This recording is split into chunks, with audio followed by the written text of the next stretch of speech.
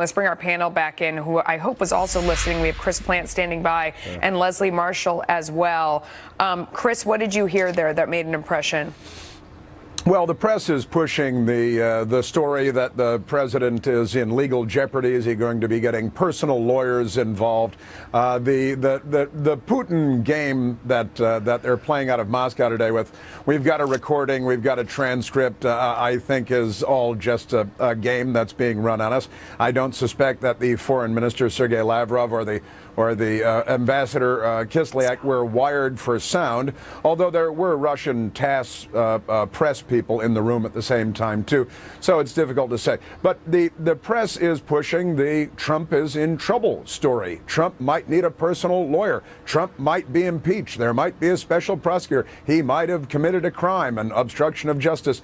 And that's the tune in at 6:30 tonight on the domestic entertainment networks, and I think you'll see a heavy emphasis on that. Leslie?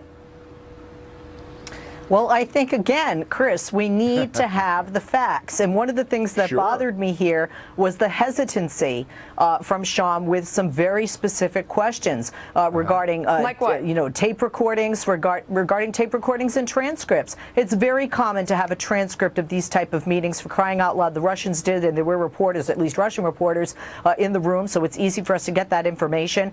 If there are any recordings of whether it's with Russia or with Comey, release it. He said, I'm not aware. I don't believe that. I'm sorry, I don't believe that as press secretary. He would not be.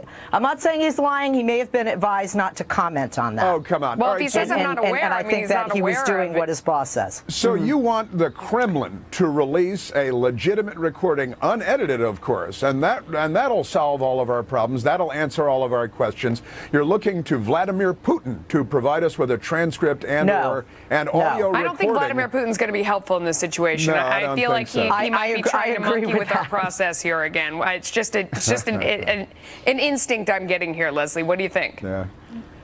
Well, no, I agree with you there. But here's the thing. I mean, if somebody were accusing me of any of what people are talking about and accusations coming forth toward the president, I would put everything out there. I would say, see, I'm clean. This is what we discussed. And quite frankly, I think we owe it to our allies like Israel with regard to what wasn't actually was not shared and discussed. Let me ask you, though, in all honesty, if you were in the middle of this kind of a feeding frenzy, I mean, does that make sense? If you put out anything, everything is sort of ripped to shreds. Maybe the idea is, rather than being on Twitter, rather than responding, let the FBI do its investigation and pivot and run the country.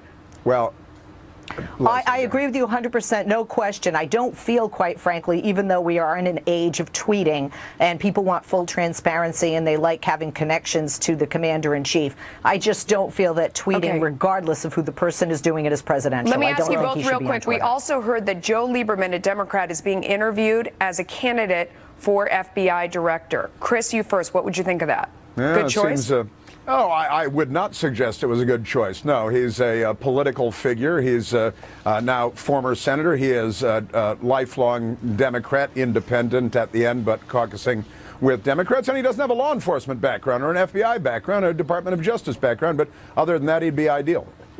Leslie, what do you think? I mean, is there, just to play the other side, would there be anything unifying about that? Would it restore some sort of trust that you had somebody who didn't walk in with definitely a bias one way or the other, who might be able to stand in the middle and get to the bottom of this? Because everyone says that that's what they want, whether it's the viewers or people on both sides of the aisle. They say, can we please just get to the bottom of this? Yeah.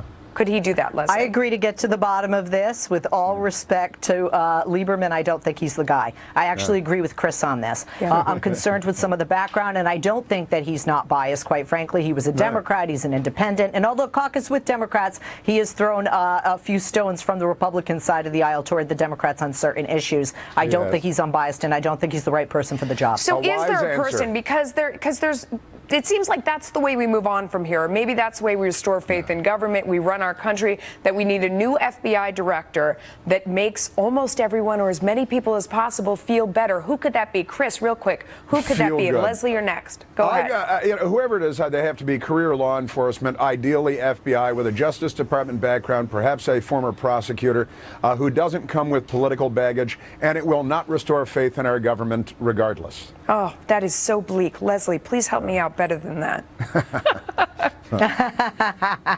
Well, first of all, you have to have the background, and you have to have somebody that, without question, doesn't have any political gain and has not been outspoken for or against one party or one candidate or the other. Because remember, what has been called into question here is loyalty or non-loyalty to the president. It has to be somebody that really is pledging their allegiance to the Constitution and to law enforcement, and has a background that is that Any follows names, suit. either of you, So real I agree quick, with 10 Chris. seconds? Anybody, quick name? I vote for Leslie.